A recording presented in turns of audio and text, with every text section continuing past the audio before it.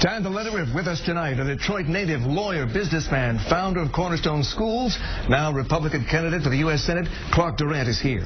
Next to him, a Washtenaw County Commissioner, former pro tem of Saline, former vice president of the Asian Pacific American Municipal Officials. Welcome, Alicia Ping. And then there's talk show host, Tea Party member, outspoken conservative, Stacey Swimp. And as always, he's loud, he's passionate, sometimes he's even right. The host of the Charlie Langton Show, 1270 a.m., Charlie Langton. Now, later on tonight, we'll debate whether your confession to a priest or rabbi can be used against you in court. But first, the Super Bowl ad that ignited a firestorm of controversy. Some call it demeaning, derogatory, but the man who paid for it, Senate candidate Pete Hoekstra, refuses to back down. Here it is. Thank you, Michigan Senator Debbie Spend It Now. Debbie spends so much American money, you borrow more and more from us. Your economy gets very weak. Ours get very good. We take your jobs.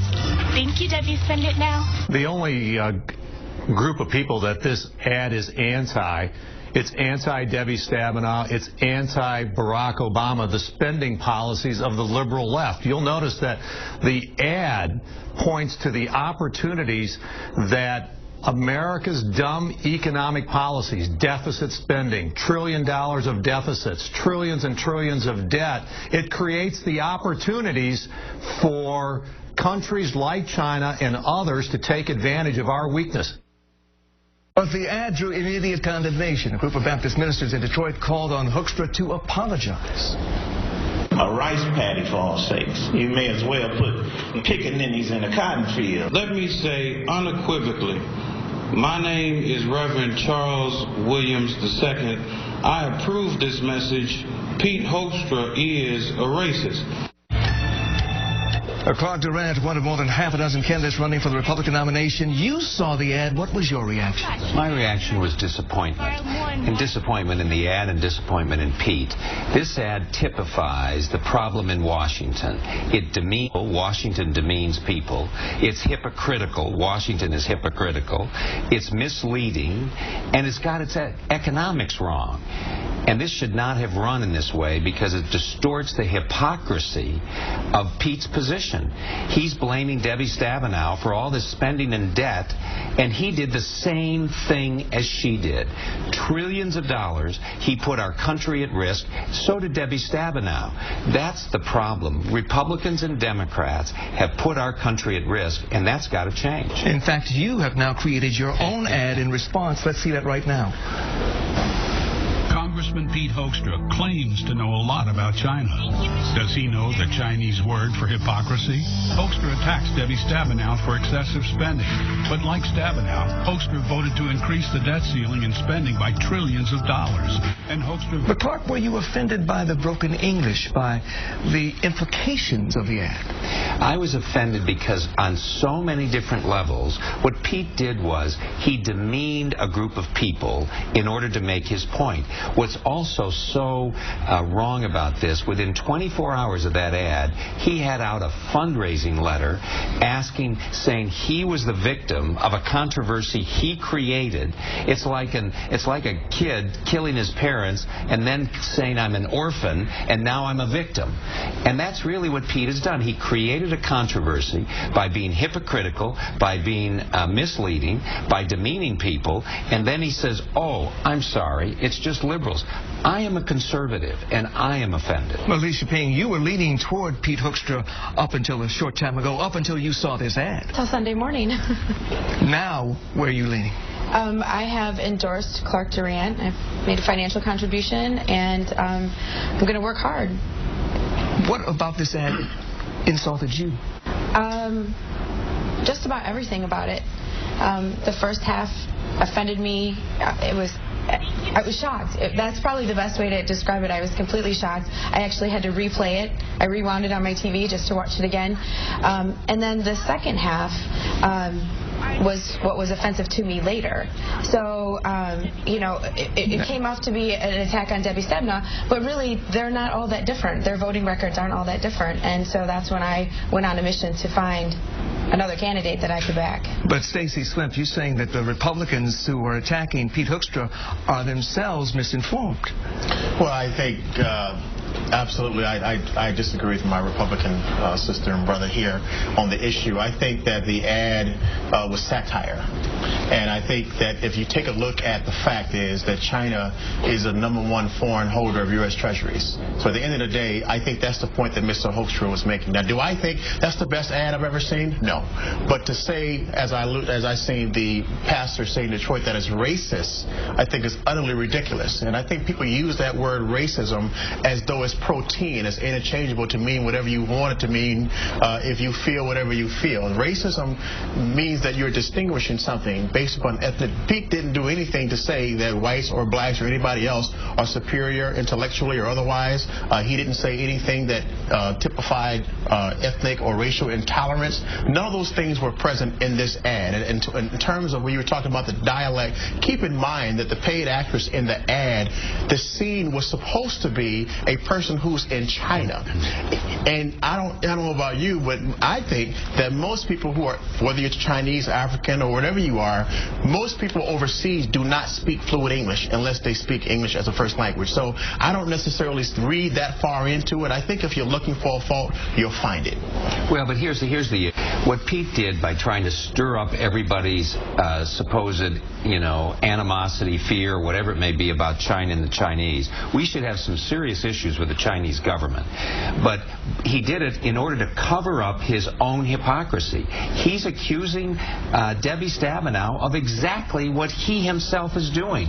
But if he had done that straight on, then he wouldn't have gotten the traction or the attention. People would have said, oh, wait a minute, come on, Pete, you've been doing the same thing that she's been doing. But no, let's put up something, and interestingly enough, if the Chinese were not buying our Treasury bills, here's what Pete's also not telling you, because he gets the economics wrong.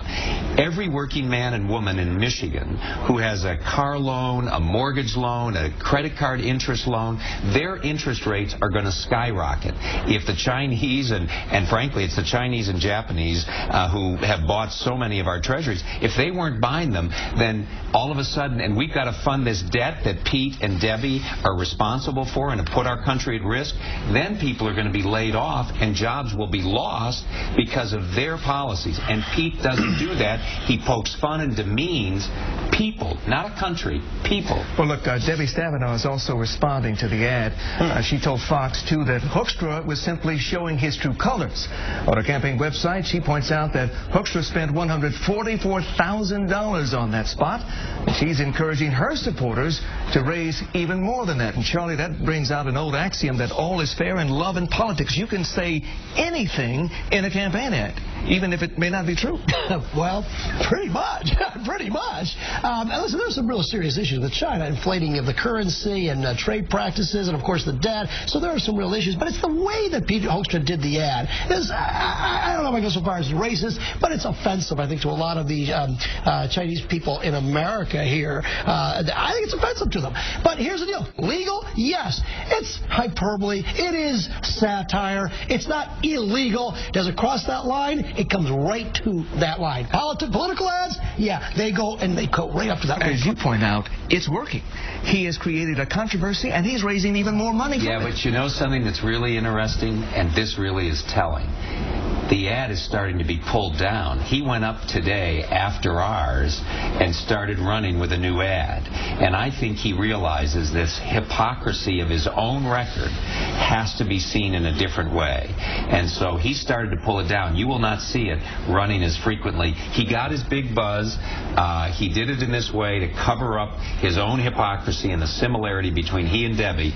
But you watch, it's starting to come down because he's getting the heat, and he should get the heat. And we want to point out to our viewers, too, that we invited Pete Hoekstra to be here with us tonight live, but he declined. But you also have to admit, panel, that he is frankly leading Clark Durant and the rest of the pack. He is way out front. Why do you think that is, Alicia Pink? Probably the same reason that I originally would have been a Pete Hoekstra supporter, is that's kind of the buzz name. That's what was out there. And as a Republican Party activist, that's the name that I heard a lot.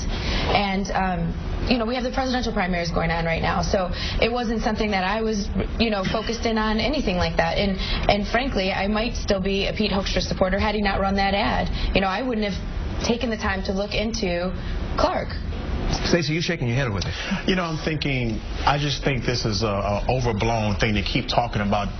So where are we at in our society today? If I'm black, can I only use non-blacks? I mean, blacks in satire. If I'm white, can I only use whites in satire? If I'm Chinese, can I only use Chinese in satire? I mean, it's so subjective. Do you want to, though? Is that what you want to do?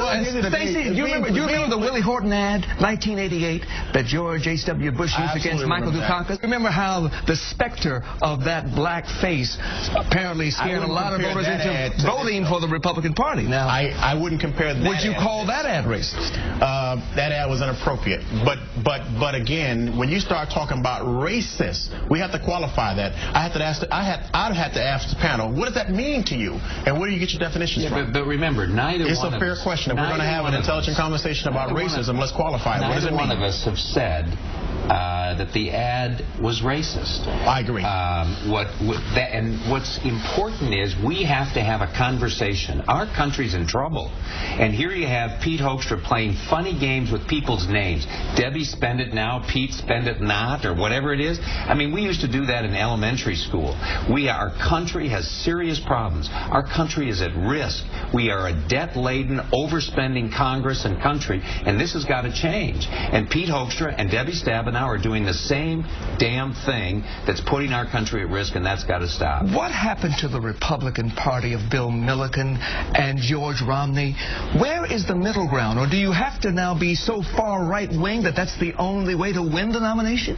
Well, I think from the history of the Republican Party, remember, this is the party of Abraham Lincoln. And it's a party, however... Is it still? Well, I would say in many ways, yes. I would say in many ways, yes. What I am grateful for, I have had Republicans, Democrats, I've had independents send me money, fill out petitions for me, sign my petition, and I'm trying to offer a message that reaches out to all people, rooted in constitutionally limited government, honor our Constitution. You know, Martin Luther King, in that speech at the Lincoln Memorial, he talked both about the Declaration of Independence and the Constitution, and that's what we need to get back to, and that's a voice that I think people want to hear, and I hope I'm offering that. Is this still the party of Abraham Lincoln? I'm going to say of Bill Milliken and George Romney. This is still the party of freedom and progress. This is still the party of rule of law. This is still the party that's fighting for the small businesses, school choice, repeal of regulations. We need jobs. The Republican Party is the one that's fighting for that, and if we don't do it, it doesn't get done. We'll have all of your fellow candidates on this panel too very soon. We thank you all for your comments and insights. Thank you very much. Thank you.